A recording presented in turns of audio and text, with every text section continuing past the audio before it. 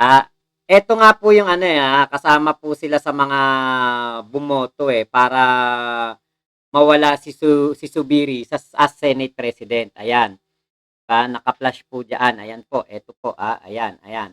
Ngayon, si Zubiri po kailangang mapabagsak kung meron pong 13 na mga senador ang mag kumbaga papabor na palitan na si Zubiri. 13 lang ang kailangan pero 15 po sila, di ba? Ngayon, eto pong si Christopher Bongo at si Tolentino ay boboto nga daw po ng yes para mapalitan na etong si Zubiri.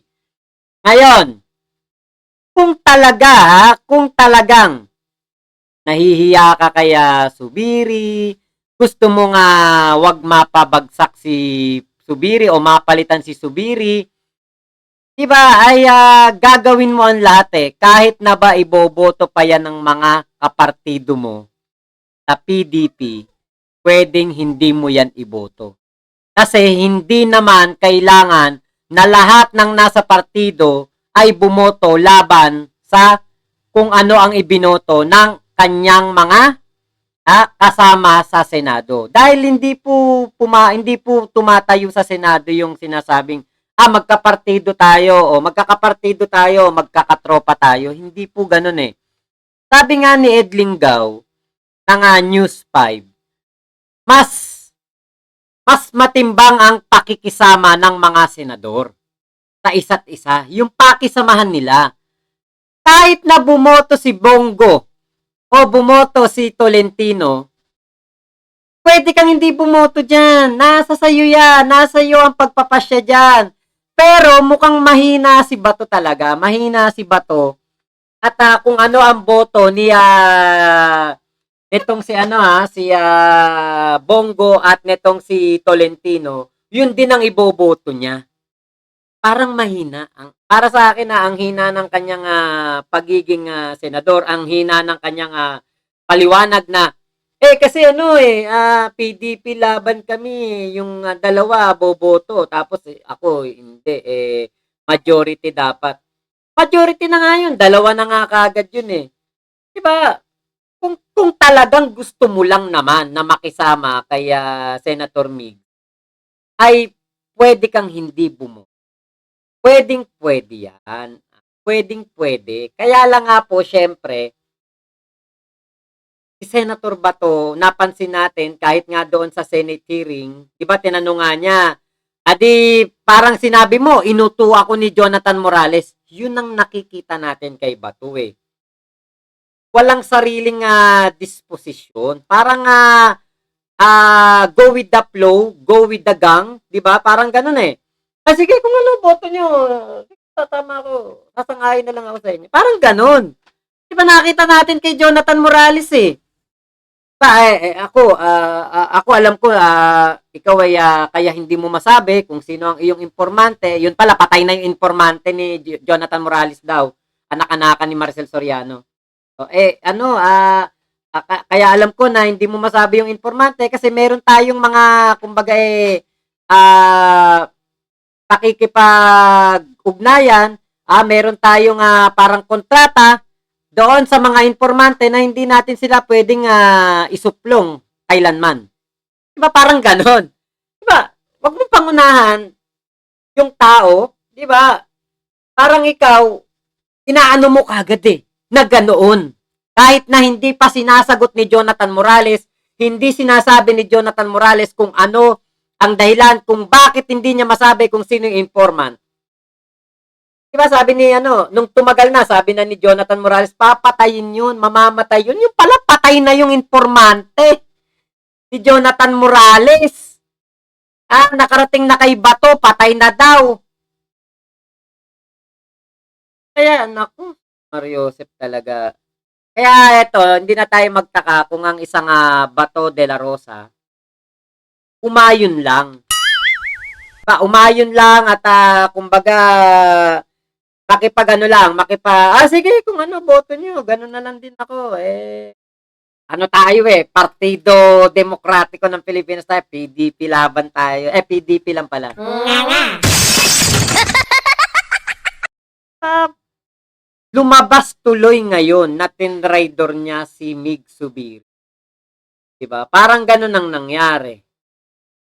Parang ganun ang nangyari. Kasi nga, dapat, diba, kung may sarili kang disposisyon sa buhay, meron kang sariling pag-iisip, meron kang sariling pagdedesisyon sa sarili mo, bakit pwede ka na mga, pwede mo na mga iboto na, wag ka na lang bumoto dahil 12, 13 lang naman kailangan Eh, 15 yung bumoto na palitan na si Mig Subiri. So, doon pa lang ay hindi natin alam kung bumoto ba si Bato de la Rosa ay nung time na 12 na o 13 na, 'di ba? Hindi naman natin alam yung oras ng kanyang pagboto. Pero ang punto doon, ikaw Senator Bato, meron kang pagkakataon na hindi bumoto para mawala sa pwesto si Mig Subiri.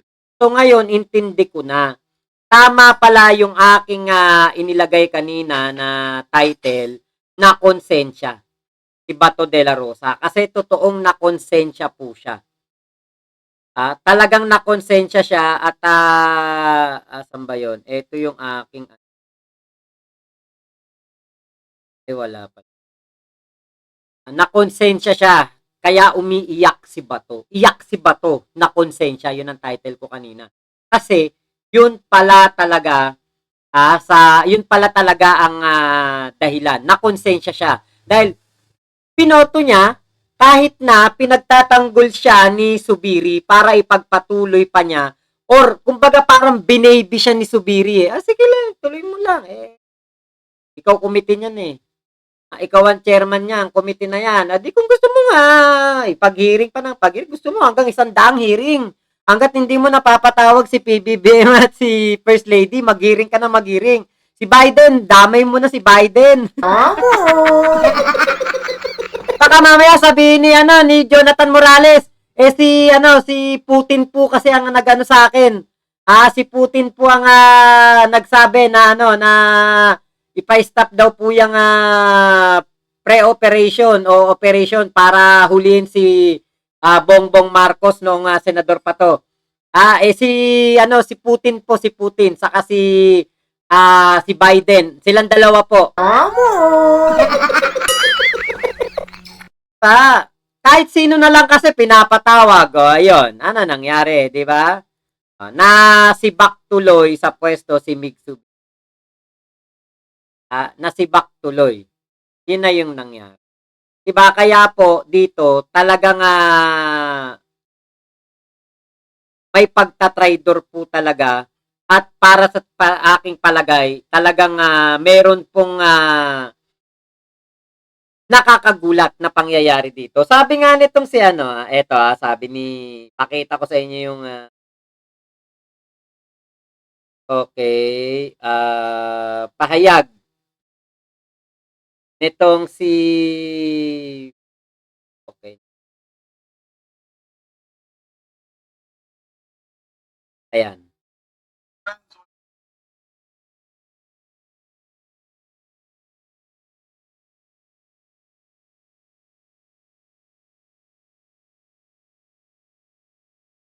I thought I've seen strange things in my life.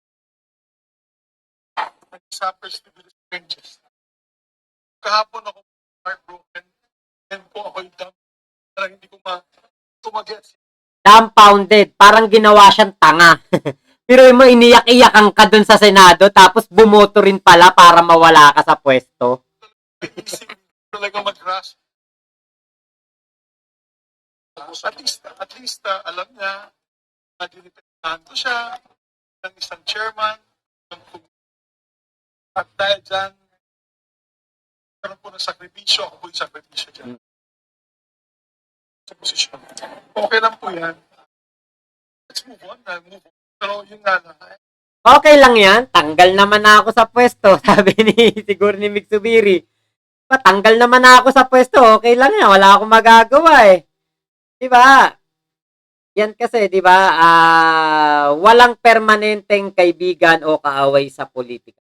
Permanenteng interes meron. Yan po ang nakikita natin. Kaya po, si Bato de la Rosa ay bumoto para po mapalitan na si Mig Zubiri yan po sa Senado. 'Di ba?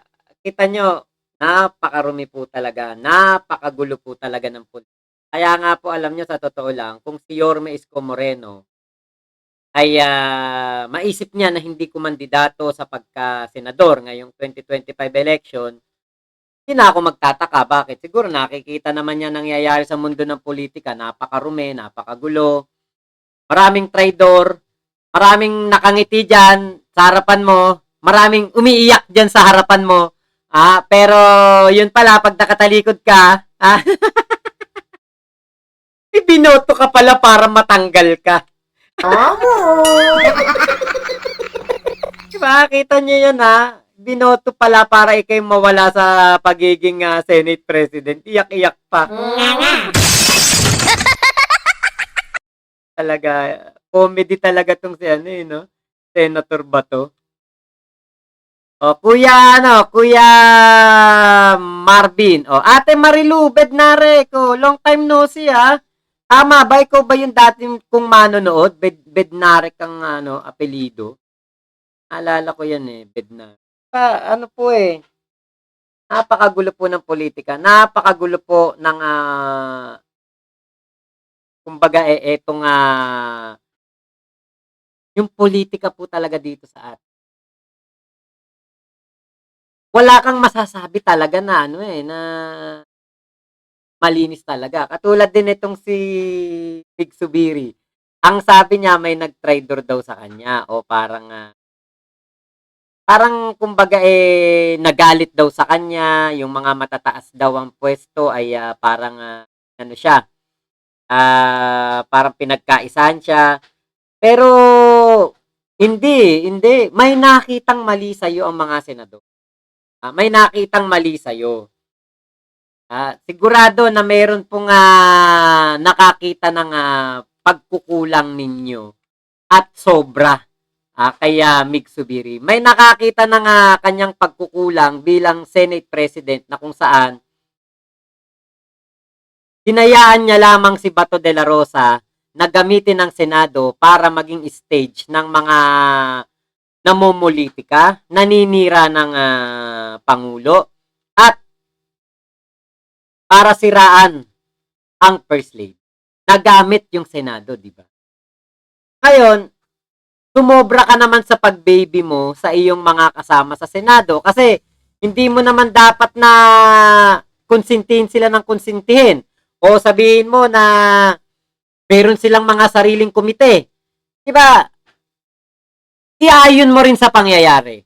Siguro kunwari katulad niyan, inimbestigahan po ang nangyari sa Pamplona Massacre patungkol diyan sa pagkamatay kay Gobruel Degamo.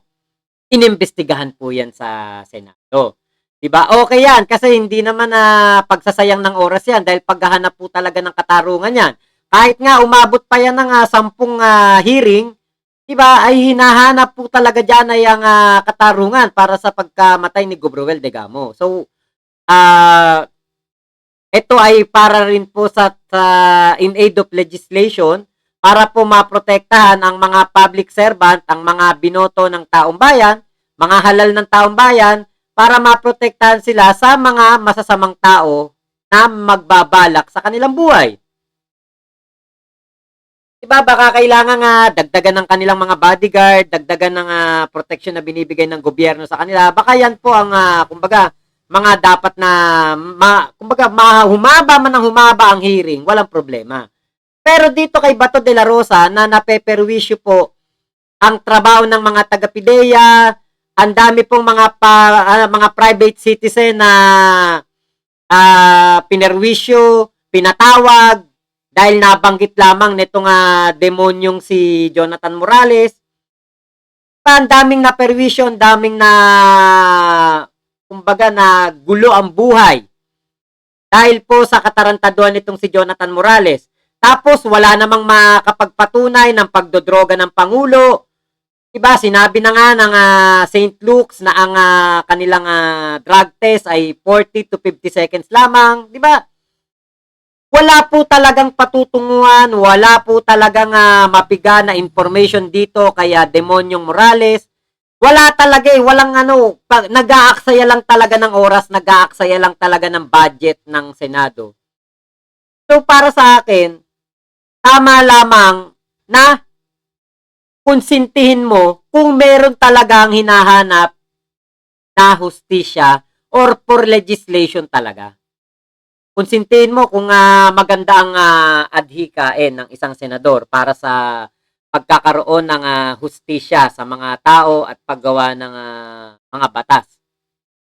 Pero dito sa Maharlika Leaks na patuloy ninyo na dinidinig sa Senado, maliwanag naman na ito na isa po itong pamumulitika, paninira sa Pangulo at sa First Lady at katarantaduhan na lang talaga ito ni Jonathan Morales at ni Maharlika na sinakyan ni Bato. Diba, senador ke, pero ikaw ay napaikot ni Jonathan Morales at nitong si Maharlika.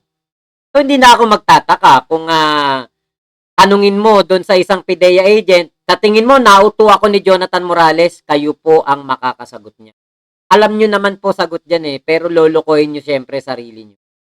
Diba? Hindi kayo papayag na nauto kayo ni Morales ano yan, kumbaga, nasa ano nyo na lang yan, puso't damdamin nyo na lang yan, kung kayo po ay aamin sa inyong sarili kung nauto kayo ni Morales. Ganun na lang yun. Doon na lang po kayo magbase kung ano po ba ang inyong katotohanan na mga nakukuha. Katotohanan na si Morales, walang kredibilidad, hindi dapat pagkatiwalaan, nagtraidor sa gobyerno, ng extortion ng 8 milyon. Dapat mo bang pagkatiwalaan yun? Kaysa sa mga namumuno ngayon sa PIDEA, nagtatrabaho pa rin sa PIDEA, mga upperclassmen mo, nagpapatunay na walang hiyang tao si Jonathan Morales, pero parang masigasig ka pa rin sa ikalimang pagdinig. Kaya, pasensya na rin, di ba? Kung nadamay si Mig Zubiri, natanggal sa pwesto si Mig Zubiri as Senate President dahil sa kagagawa ni Bato, at kumbaga ito'y isang ano na rin, katulad na sinabi ko kanina, aral po ito sa mga senador ngayon at sa mga susunod pa po na senador. Na kayo ay dapat na huwag niyong gamitin ang Senado para sa inyong pansariling interes. Huwag niyong gamitin ang Senado para sa mga marites. Diba? Huwag niyong gamitin ng Senado para ipagtanggol ang mga sumuporta sa inyo noong nakaraang eleksyon. Katulad ng ginawa ni Robin Padilla na kinwestiyon ang pagkasuspinde ng SMNI kahit na maliwanag naman na ang SMNI po ay lumabag po sa kanilang rules ng franchise. Diba? Lumabag sila ng fake news. Kaya sinuspinde. Pinapatawag si Buloy sa Senado, binagalan ni Zubiri ang pagpirma ng papeles ng arrest order, ayun na nangyari. Hanggang ngayon, hindi po makita etong si Kibuloy. Talagang magtatago na yan at baka tingin ko nga, kahit naman magtago yan habang buhay, hindi na lumutang, balitaan na lang natin na namatay na, pangangatawanan niya ang pagtatago kasi hindi po yan magpapakulong. Dahil etong si Kibuloy, wala pong magiging tagamasahe o magmamassage sa kanya sa kulo. Diba? Ano nangyari sa bagal kumilos ni Mig Zubiri? Ano nangyari? Ang tagal bago mahuli si Kibuloy. Nakakalungkot lang dahil hanggang ngayon hindi pa rin po nahuhuli si